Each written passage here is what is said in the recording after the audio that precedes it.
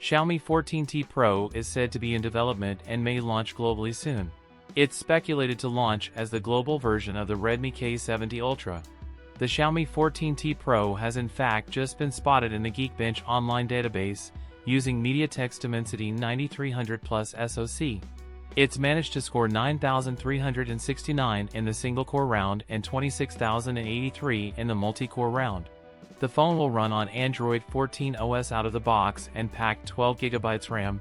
14T Pro also receives SHADAT'S and NBTC certification. Xiaomi 14T Pro feature a 6.67-inch 144Hz OLED display with 1,600 nits of nominal brightness and 4,000 nits of peak brightness. The Xiaomi 14T Pro will get a 50-megapixel Omnivision OV50H primary camera, an 8-megapixel ultra-wide-angle lens, and a 2-megapixel macro lens, and a 20-megapixel selfie camera. Xiaomi 14T Pro is a 5,500 mAh battery with 120W charging support. That's it for today's video. If you enjoyed it, don't forget to like, comment, and subscribe for more content. Thanks for watching, and I'll see you in the next one.